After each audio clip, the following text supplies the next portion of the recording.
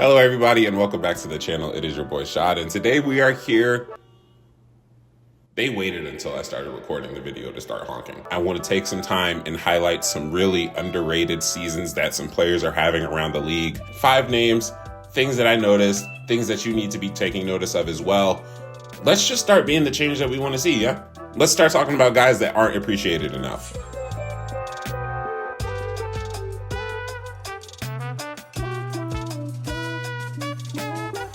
This first one is going to be a little bit of a homer pick, I will admit. We're going to be talking about Kyshawn Braun because I think a lot of what people see when it comes to his improvement, oh, he's just getting more minutes. Oh, he's just the starter now, so obviously his stats are going to look better. I'm here to tell you right now, it is a lot more than just his stats.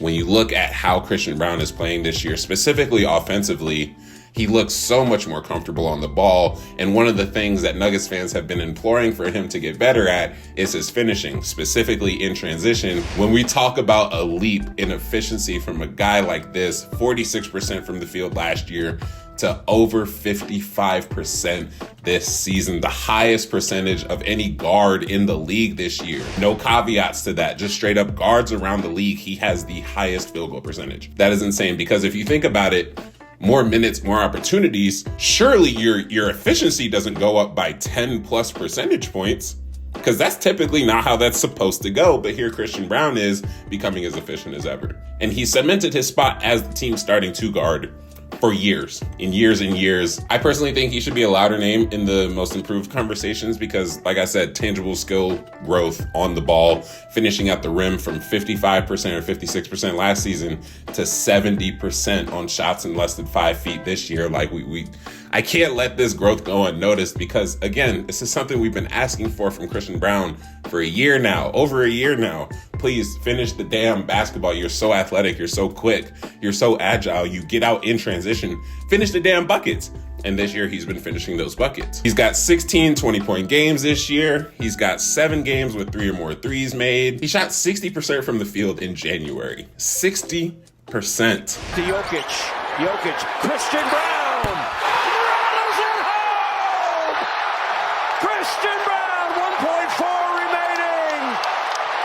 A new hero in the Mile High! Next up is Toumani Camara, which has been personally one of my favorite stories to keep tabs on. So of course I had to give him a shout in this video. He falls into that favorite archetype of player for me. And this is something I tweeted out. You'll see it on the screen. But I love a young, defensive-minded, athletic wing who can guard multiple positions, who knows how to play off ball, and has a lack of an ego to the point where they are comfortable not having possession of the ball 24/7. And Toumani Camara, as talented as he is, loves sticking to his role. But the thing that I love most about him specifically is that his role is a little expansive on this Timberwolves. His role is a little expansive on this Trailblazers team.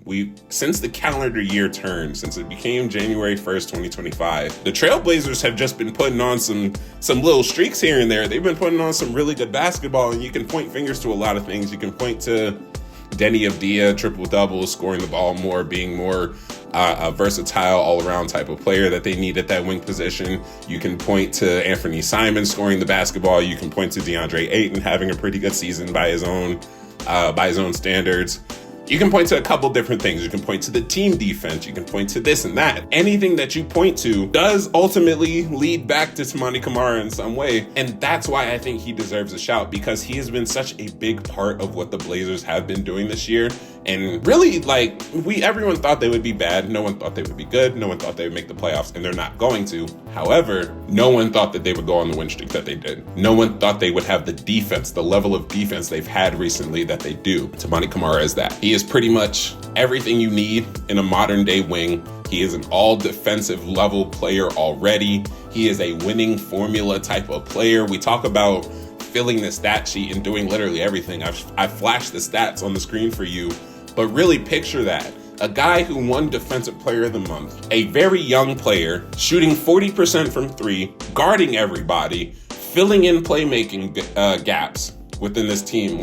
You can't ask for anything more of a guy who already takes the responsibility of guarding the opposing team's best scorer. He's doing so much on the floor, one of the best isolation perimeter defenders in the league. He's doing so much, and I love the fact that he got this Defensive Player of the Month. I think it's a great step toward him getting recognition, the type of recognition that he deserves, because it's more. He deserves more and more and more, and I'm here to help shed a light on that. Next up, we're gonna head out east, and we're gonna be talking about the Washington Wizards. As much as I really wanted to do the entire young core for the Wizards, they've been getting a lot of a push recently. Like, you know, they've been putting together a string of good games. Alex Sarr is getting a lot of more Rookie of the Year buzz than he was earlier in the season. A lot of things are coming together for the Wizards, and they are getting a little bit more recognition. But I think one of the players that needs a little bit more bump in that area is Kyshawn George.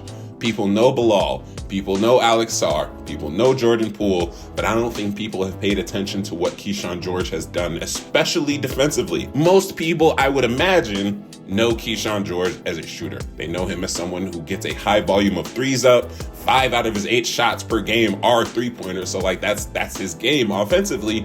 But defensively, he has been shining so much, especially in the latter half of the season, that it deserves to be talked about. Since February 1st, leading all rookies in stocks total. He's everywhere on defense. He's impacting the game, and when you look at his individual matchups across the season, you'll see, oh shit, Scotty Barnes across 2 games when guarded by Kyshawn George is 0 of 7. Other noticeable matchups, Devin Booker across a couple games, 2 games, 5 of 13.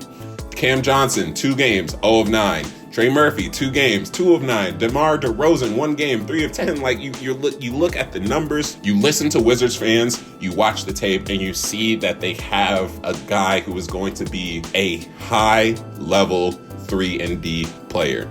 Because like I said, the volume is going to be there. He's not scared to take shots. He's not scared to try to get his own. His shooting numbers may be low. He's a rookie. His shooting numbers may be low, but I'm not worried about that. Shooting will come around, especially with someone who makes it a primary skill offensively. That defense don't always come around for folks. And the fact that he's letting it come around, making it come around to the degree that he is, amazing. Amazing. Next up is back out west, going to Jaden McDaniels. Jaden McDaniels, I think one of the bigger things that a lot of people have talked about when it comes to Jaden McDaniels is that offensive game. Is he good enough offensively to contribute in a meaningful way in a larger span, a larger time period of a sample size? Jesus Christ. Career high in minutes this year, career high in shot attempts, assists, points, steals. He's finally averaging over 2 stocks a game for a season.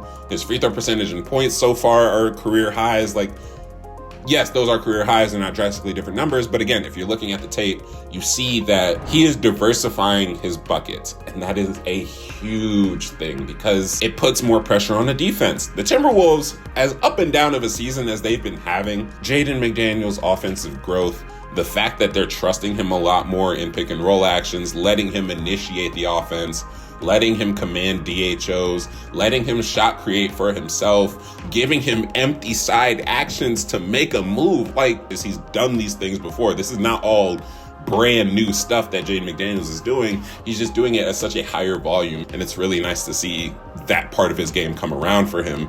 Because I'm a particularly pretty high on Jaden McDaniels. Like I said, with the Toumani Camara, I am really a fan of young defensive-minded wings. He fits into this category, and because his offensive game is coming around, I'm only becoming more of a fan. So shout out to Jaden McDaniels for sure. And last but not least, certainly not least, we have Isaiah Stewart. His reputation is that of a fighter, is that of a hothead, someone who gets aggressive, starts cursing, starts yelling, starts chasing down Hall of Famers on the court. And as someone who gets dunked on very frequently, actually, it's so funny. In the time that I started writing this script for Isaiah, in the time that I'm recording it on the 21st, bro, I think got dunked on 3 more times in this span, and it's kind of nuts how frequently he does, but it speaks to what I want to talk to in this whole section, is that he's such a terrific defender. Oh my God, he's such a good defender.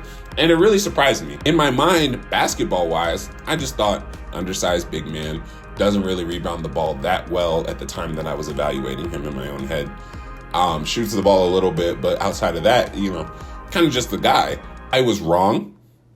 I was wrong. He's more than just a guy. He is actually one of the best rim protectors in the league. We're not just talking in the East. We're not just talking in the conference or in the division, whatever. We are talking in the league. Isaiah Stewart locking down opponents, shooting, I think opponents shoot, 10% worse on average when Isaiah Stewart is the closest defender? Like, come on, bro. Like, that is, for someone whose reputation is so much further than on basketball product, it's a shame that his defense isn't getting a much more notice, because truly, and this is me listening to not Cavs fans, this is me listening to Pistons fans, this is me going back to watch the tape, watching how he's getting these blocks and steals. He is an all defensive level player, straight up. He's not going to make it because of the rule about him playing 20 minutes a game for X amount of games. He just hasn't hit that yet. But he is an all defensive level player. And it's so cool to say that about Isaiah Stewart, because I feel like this is the start of his reputation shift.